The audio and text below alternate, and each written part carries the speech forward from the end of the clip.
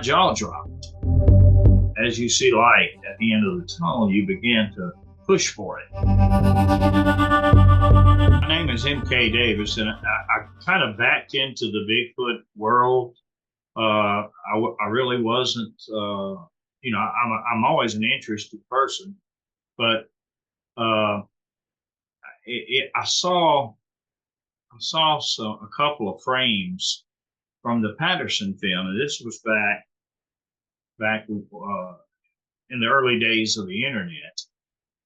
And I was into astrophotography, which is taking space photos, and I had gotten pretty good at it, and I had learned a lot about film. And I saw that, and I said, that cannot be what they've been showing. This is way better than anything they've shown on TV or in the movie theaters. So I began an inquiry. I just started, trying to contact people who might know something about film and have frames and where this frame came from. And it just led me on a long journey, which I've accumulated some of the best images off that film. And I've gotten them from Canada and California and Washington State. I visited with Miss Patterson, Roger Patterson's widow. It began just as a kind of an investigation of my own, her personal. And I was right. There was a better version of that film out there, much better than anything shown on TV.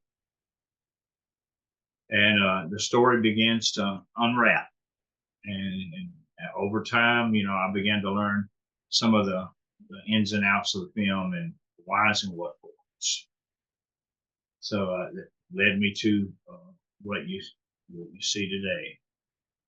Well, let's talk about that journey of how you came about this film and how you began to break it down and analyze it. What, the lay people out here, such as myself in photography, what did you see or know to explore?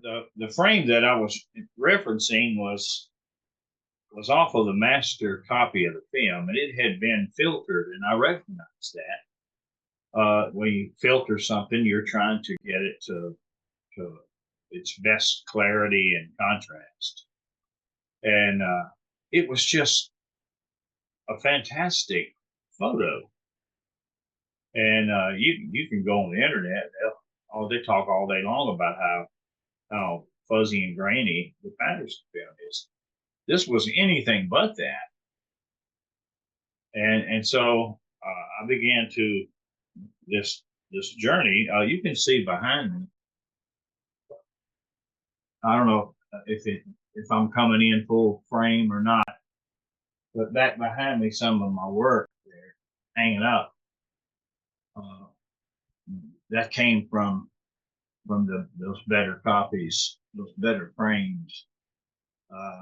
So the Patterson film is way, way better than anybody ever even imagined. So how did you come about getting those frames? Making connections. Once you begin to have some successes and people see that you're actually doing some good, they tend to want to help you. And people who are connected with the film, that know people who are connected with the film, begin to pull strings and get them. And they sent them to me. I got a drawer full of discs where they sent them to me. And I began I put them through a process that I put astrophotos through to boost their quality. And then I put them reassemble them back into a stabilized form where the subject is brought to the center of the frame, and it's not jumping all around because somebody is running with the camera. and it just made all the difference in the world. Your eye and your brain work together, and they can't really handle two planes of motion at the same time, or three planes of motion. So when you remove two planes and you just have the subject there in the center of the frame, it's a great strain off the brain. You can look at it much more analytically, and that's when you start to see the biomechanics. You know, the muscles moving, the the skin stretching, that type of thing. The type of gait that it has, you can look and analyze that. All of that becomes available to you. So it when I at some point in time when I was like it was like 2 in the morning, I hit preview, and when that new stabilized form began to run, my jaw dropped. I was just astounded at how really good the film was. So as you improve, as you see light at the end of the tunnel, you begin to push for it. And I began to make trips that were exclusively to participants in that film, people from that day who either were there or knew people who were there, and began to just gather data on circumstances surrounding it, and you know, become very interesting, and it's lasted till today. I'm still currently doing. What were the identifying things in that film that for you caused it to be authentic? The biomechanics. I had to do a study to come up with the frame rate.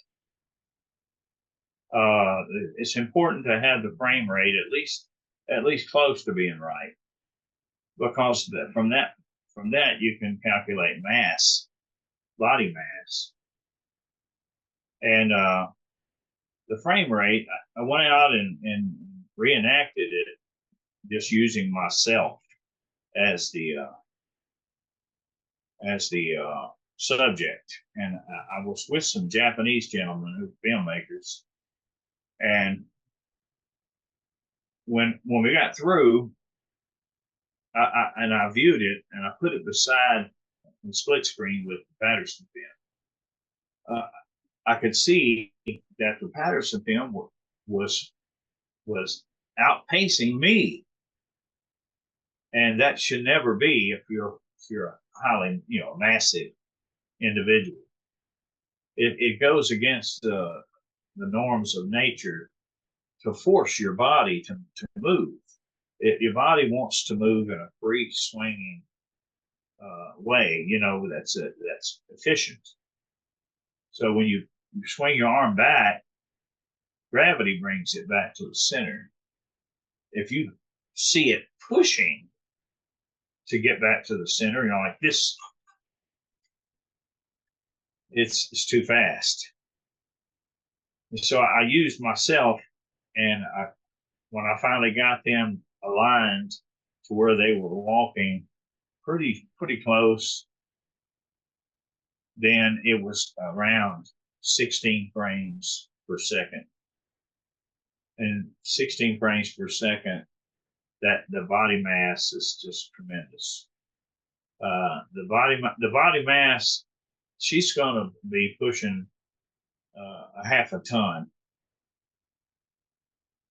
and that was the original calculation by Mr. Jeff Glickman, who was a chief scientist at NASI, at North American Science Institute, who was given a copy of the film to study, and he came up with 1,400 pounds. And he stood by that forever. I don't know where he's at now, but they immediately people started raising objections to it. Bigfooters, oddly enough. But he says, no, no, no, you don't go by what human standards when you're not looking at a human. Uh, you you you go by mechanical standards. You calculate, and he came up with 1,400 pounds. I don't know if it goes quite that high or not, but I think that it's probably 1,000 anyway. It's massive. It's way bigger.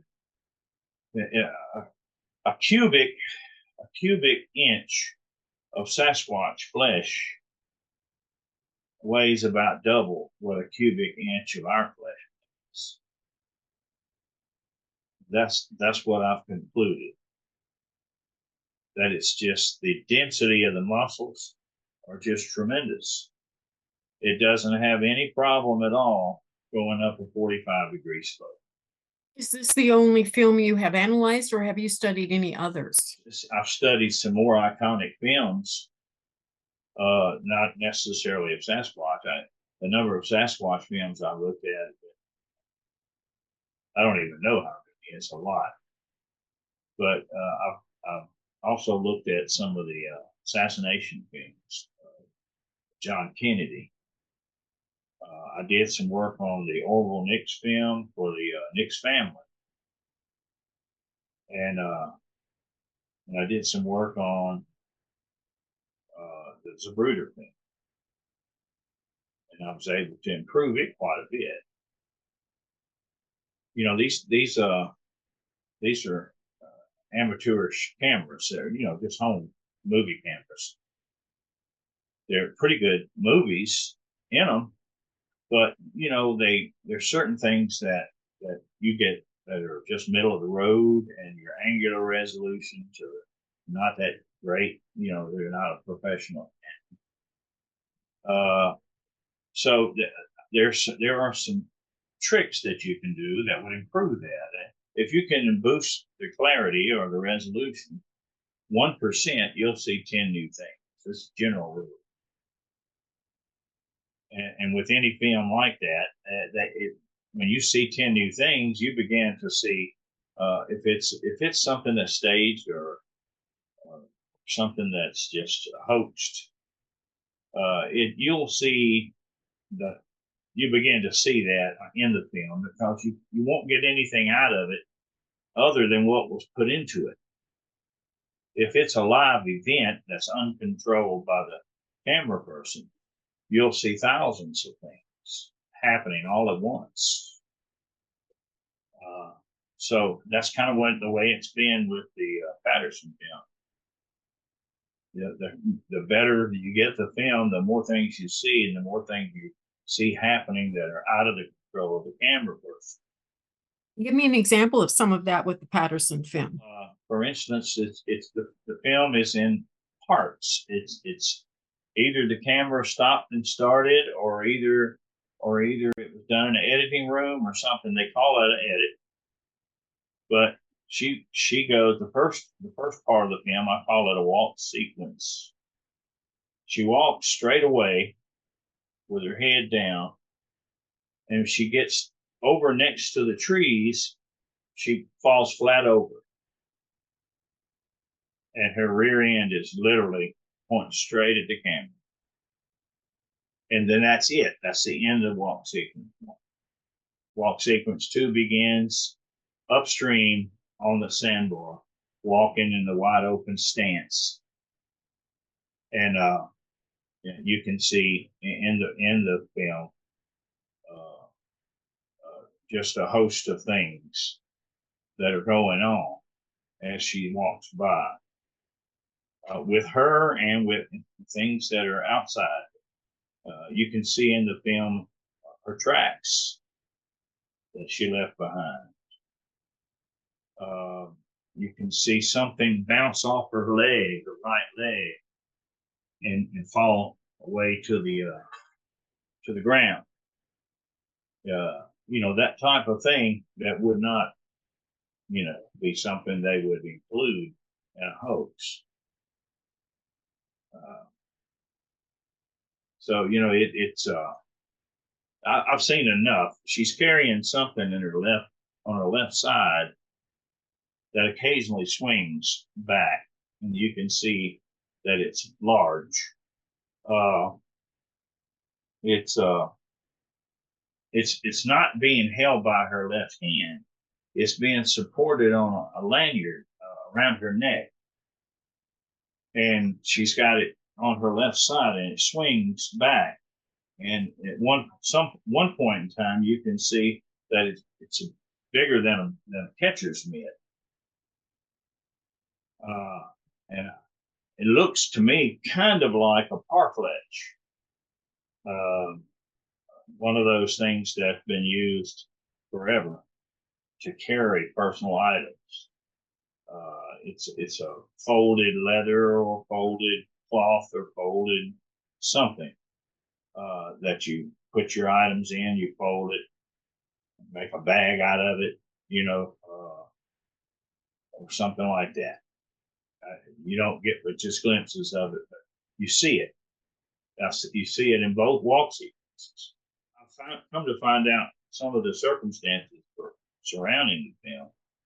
And when you take a film like that, it's an important piece of footage because it's showing something that is outstandingly different than us,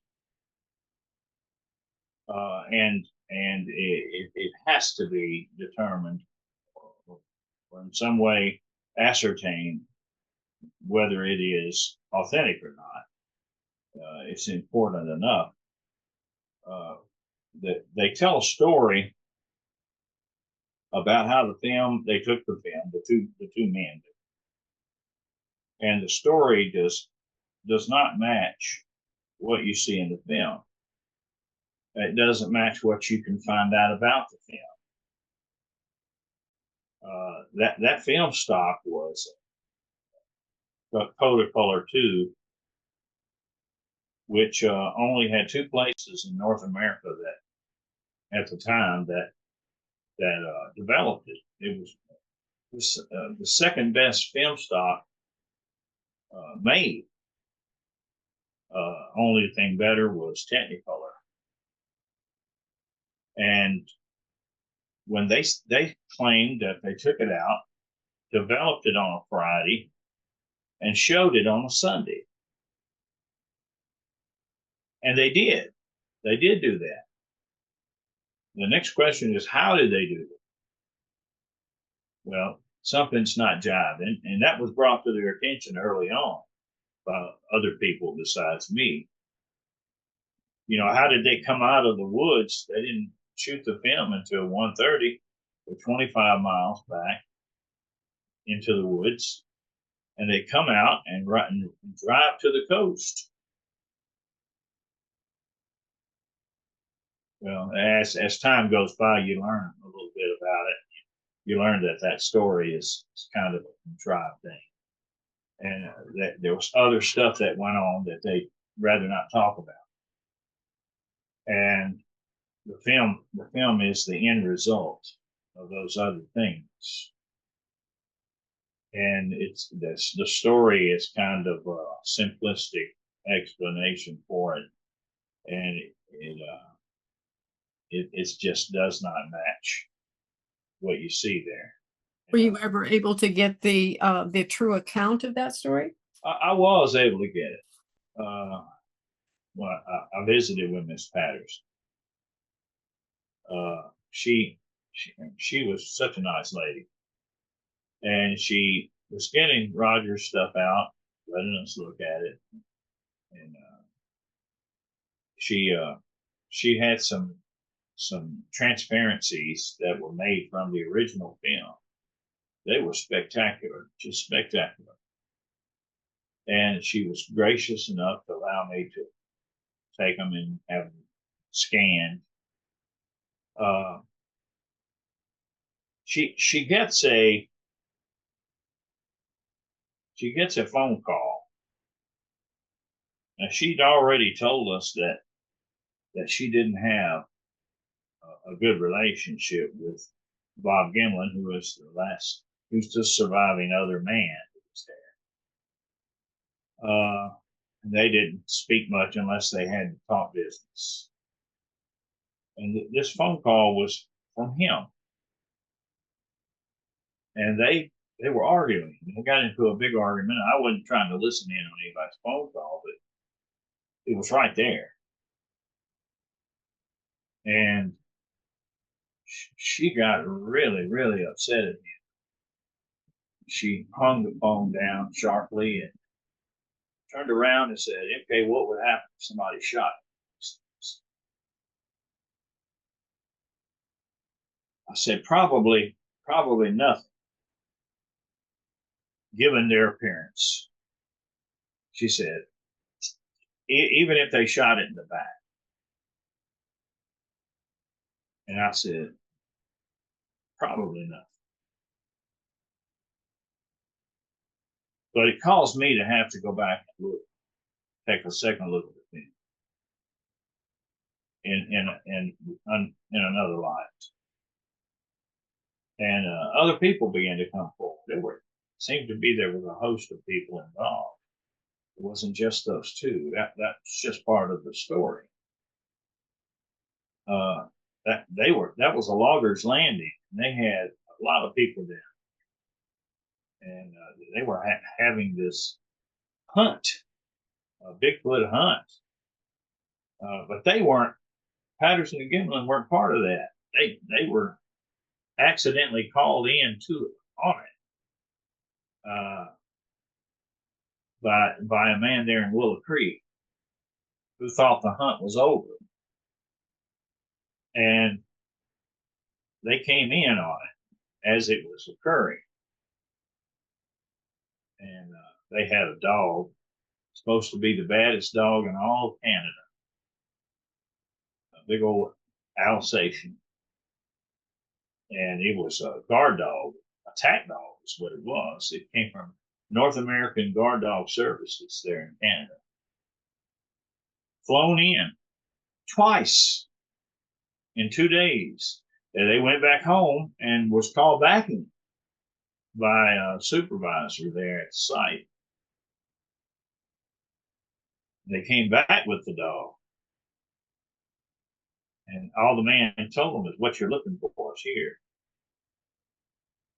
And they came back, and there were more than one camera. There were Patterson had 2 cameras. He had a K100 Kodak, and he had a Bolex, which was far better camera. It was the kind you make professional documentary cameras with. And there was another man there with an 8mm, and another man with an 8mm, and a man with the big Instamatic steels.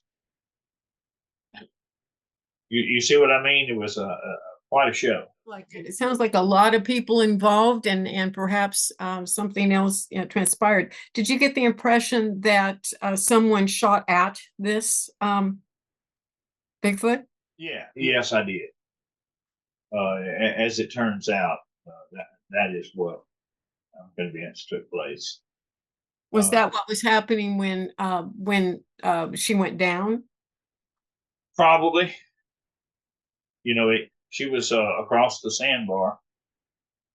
She just heeled straight over. And then the next frame, she's out on the sandbar moving upstream in that wide open stance that everybody's familiar with. The real story is quite like a lot of things in life. It happened, a lot of uncontrolled things. More than one person knew about it. There's a missing roll of film. The missing roll of film allegedly was taken afterwards, but it begins to turn up in 10-foot strips in the hands of different people. And what I suspected was done was that they cut it up, each one showing another person there, and each one held 10 feet of it, so that if you spill the beans, someone would have a film of you being there. You know, they could turn it on you. It's kind of an insurance policy, and I believe that's what occurred. That's where the second reel was cut up for.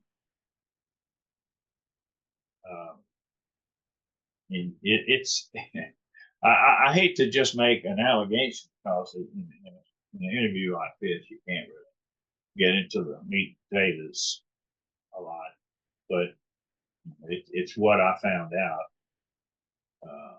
There's a hole there that was dug out. You can see that it's dug out with machinery, and it's full of bloody water, just absolutely brilliant bloody water. And it wasn't supposed to be in the film, and it wasn't. If it was, it was in those really bad copies that you couldn't tell much about it. But Miss Patterson had it in a transparency that was spectacular. And she pulled, she got a shoebox out of the top of the closet, set it on the table, and she said, "Let me show you some of Roger's letters and things."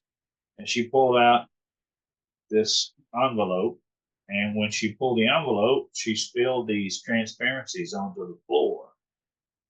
And she says, "Oh, those are Roger's negatives." And I said, well, no, these aren't negatives. These are positives, transparencies, 4x5s. And I picked that one up and I held it up to the light, and I was just stunned at how clear it was. And I took it out back and put a piece of typing paper behind it, and the sun, using the sunlight. And then I took film and still photos of it. And later that afternoon, I interviewed Bob Gimlin, and I just showed him the picture on my camera.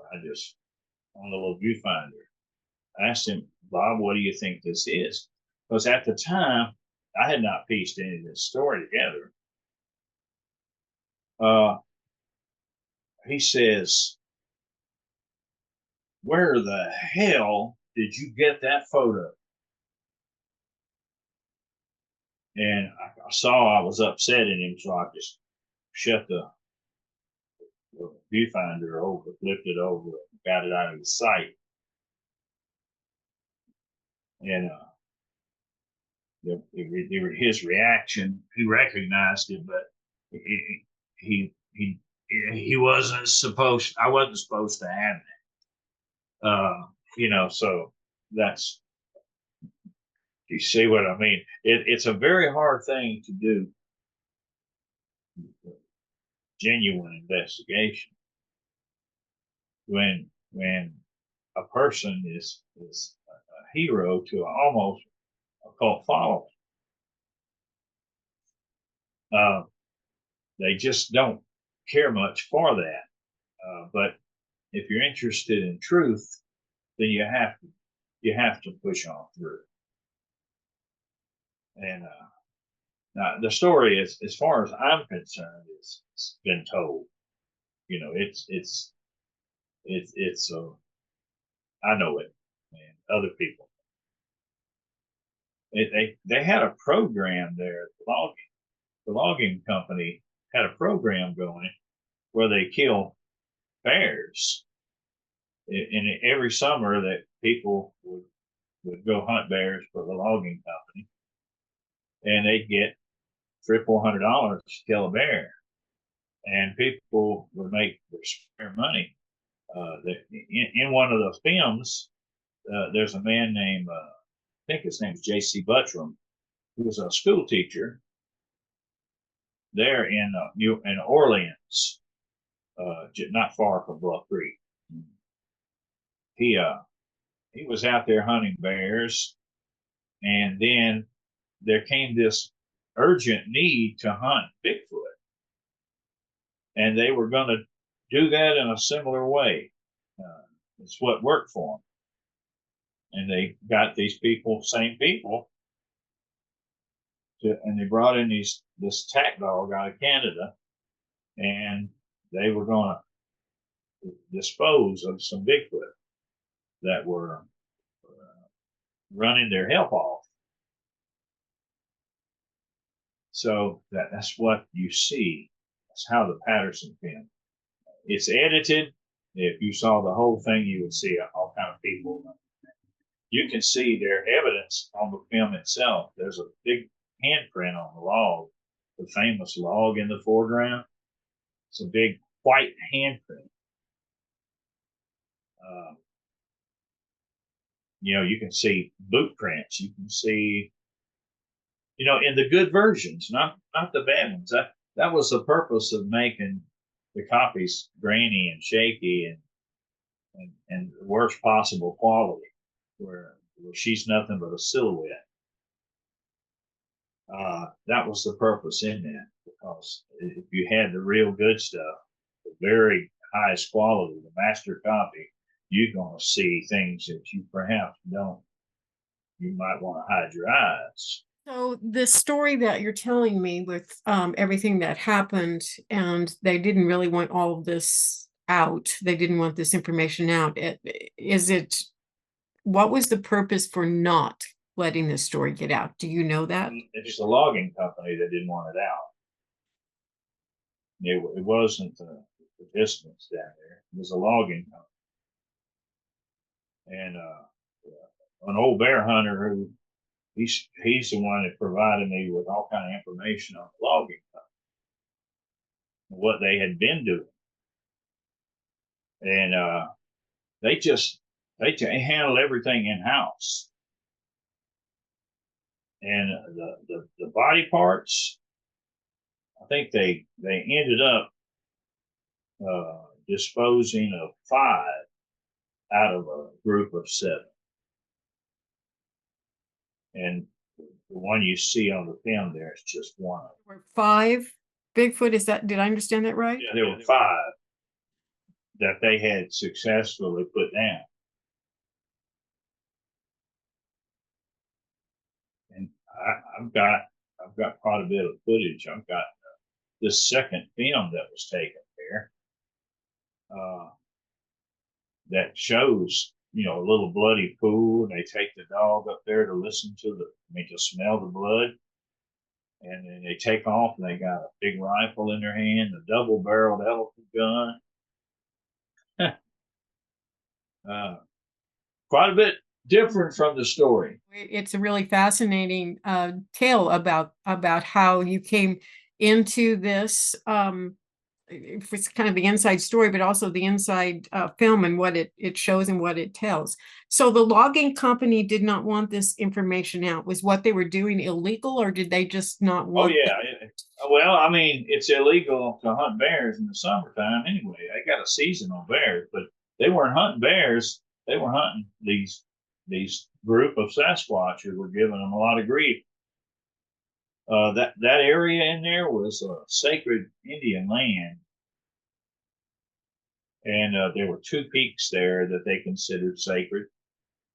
One was Medicine Peak, or also known as Dr. Rock.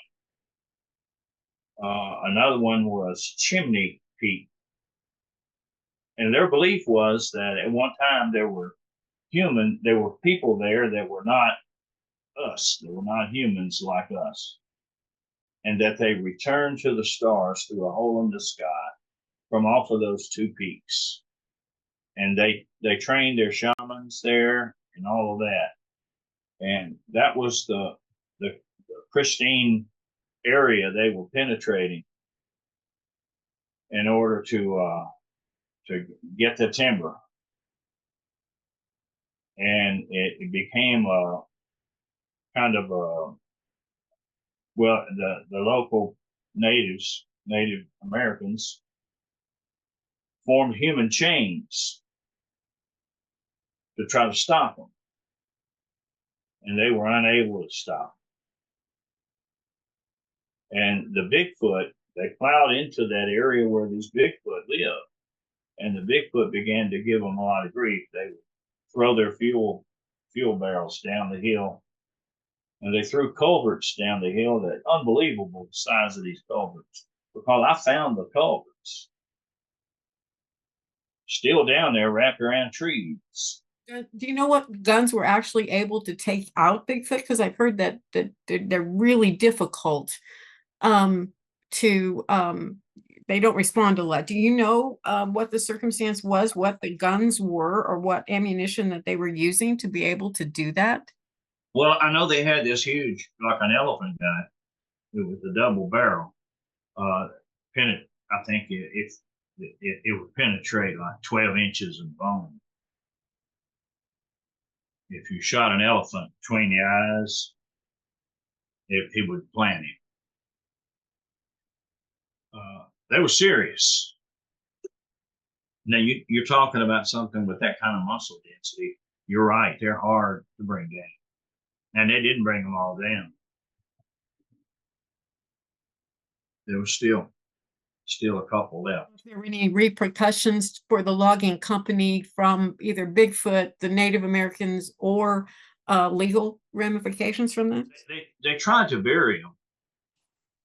They took the taxidermically speaking, they took the skin off of them, where it could be remounted, and all the things you do, you know, uh, and then what's left over they try to put in that hole. That's why it was so red. Um, and then when the creek leached back through the sand and floated it up, and they tried to drain it back to the creek, and that didn't work. So they took them out of there and went over next to the mountain where the canyon wall came down, and it's a little higher ground there, and then they buried them there. The hole shows up on film in a spectacular fashion when you have that copy, that transparency from the master. Oh man, that's me holding on to it with the typing paper behind it in Miss Patterson's yard. That is the transmission image, the transparency. But this whole phenomena really was, it was a hunt of Bigfoot by the logging company. They were on sacred ground that was like kind of forbidden for them to be there, and also illegal for them to be hunting bear or Bigfoot.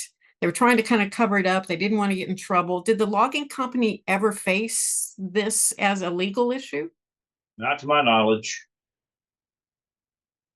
I know one thing, that you could get in a heap of trouble. Back in those days, big corporations ruled the world, and you could get in a heap of trouble trying to make them, make them be forthcoming. The people that actually released this, why did they release it? Do you know? The film itself, Yes. it belonged to Roger Patterson, who was not part of that. Roger Patterson took that film. He, you see, you only have 29 seconds of film.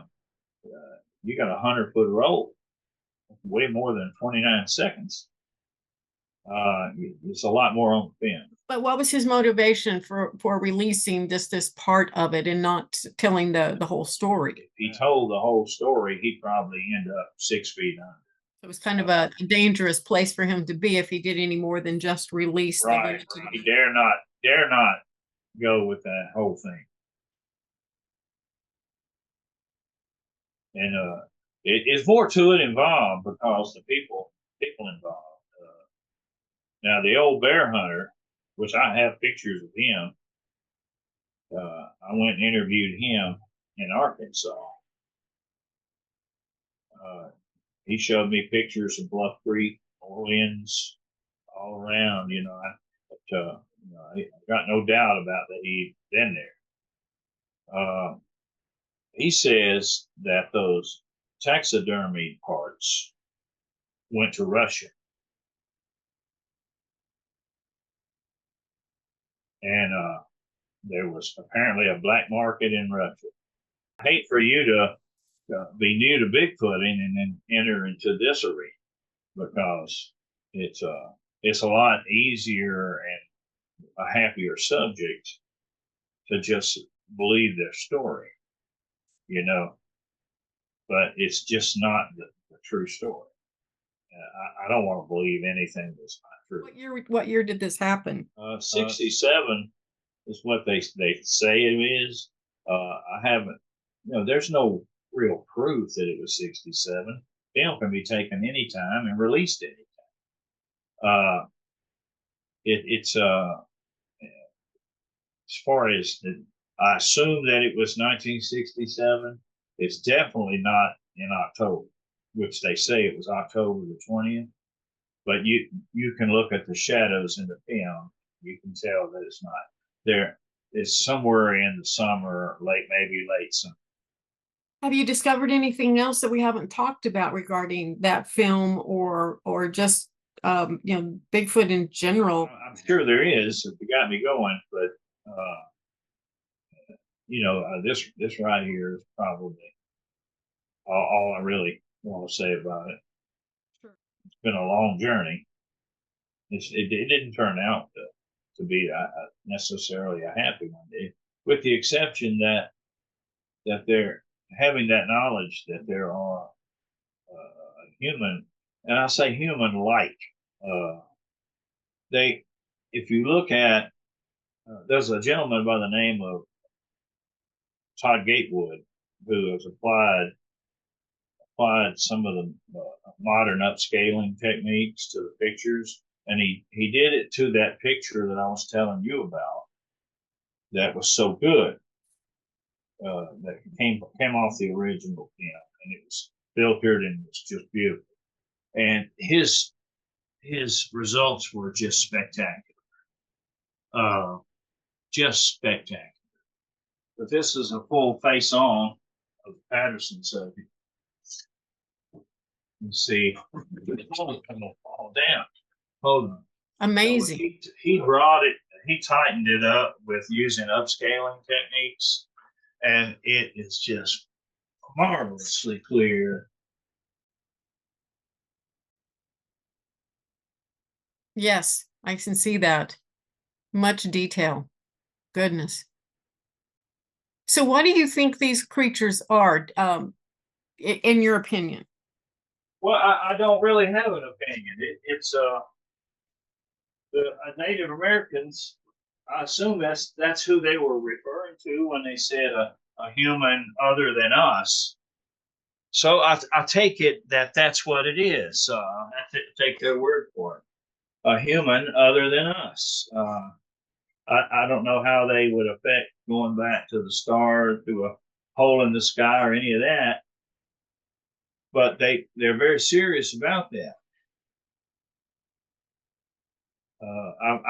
I've probably made 15 trips to Bluff Creek, and I've just looked at every aspect of that film. Talked to Native Americans. I've talked to the Hoopa. I've talked to the Karuks, Uruks. That's the three main tribes around there. They all tell that same story. I just say, I just go with what they say about it. I don't have any way of digging to the truth on that one, as far as what they are. I feel like they told me that they traded with them at one time, and they were just the most unreliable, dishonest. They would steal from you. They wouldn't make anything. They would steal your stuff, and they would come down out of the mountains, and they would take your fish out of your nets. They were just a scourge. and they broke off relations with them, but they still had problems with them coming down and kidnapping people. They would kidnap children, they would kidnap women, and all of this occurred until Europeans came and brought firearms, and then they went up to the high country. Then they were afraid of the firearms, and that's where they've been ever since. But at one time, they were down in the lower areas, the valleys.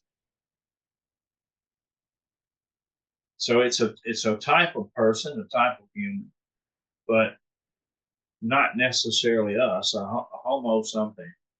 They're reported, of course, now in the swamps of Florida and a lot of lower lands, not just the mountainous ranges too. Across the whole length and breadth of the country.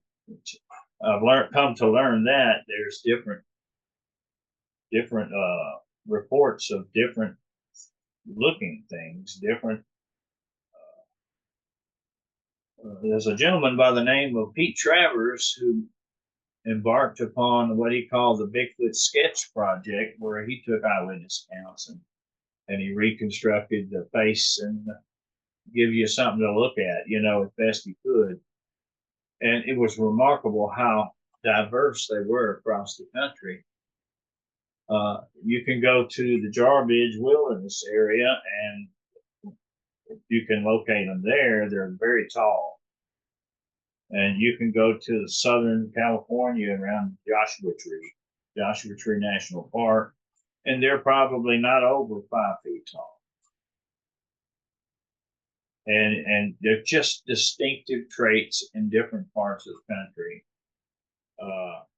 And so you go up to the Bluff Creek area, and they have this very human looking face. It is very interesting that there is so much information and yet so little information. A lot of people have seen these things. A lot of people have had some kind of an encounter. Obviously, they've been, through history, there's a lot of Native Americans that talk about them, and even historical accounts for it otherwise as well. And yet we have no real significant body proof, but it sounds like what happened at the time that this film was taken, that they really did have that in hand, and it just wasn't put forward as a real thing, because most people just don't believe they're actually real. Well, they have to get over that. They have to, in order to determine what they are or the nature, you have to at least believe they're there. So there's enough evidence there. They've been generally discouraged. I mean, you have back in the day when Bigfoot became the kind of entered the lexicon.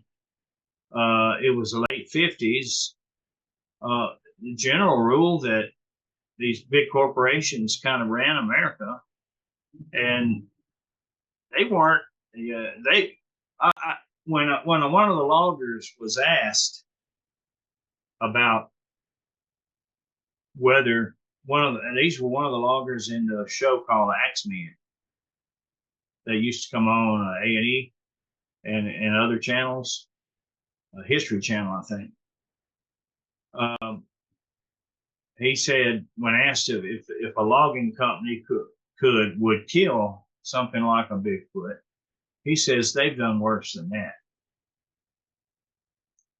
And you pretty much, if you lived in that area, you don't want to get on the bad side of the logging company. While that's a sad story, it's not all sadness.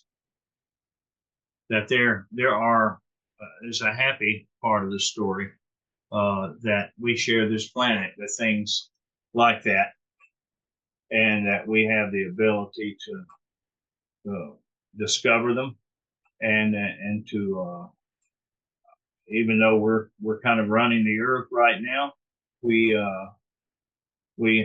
can take care of them. You know, we don't have to exterminate it. And so you got to have knowledge, though. You got to have knowledge. You got to at least believe they're there. And then from that point on, you can work with them in some kind of way so that their ability to survive on the earth is preserved. Um, how can you do any of that if you don't believe they're there? And I think big corporations realize that. So things like that, they're on the periphery. You know, that's it's people call it maybe alternate knowledge or something like that. It's knowledge. It's the truth.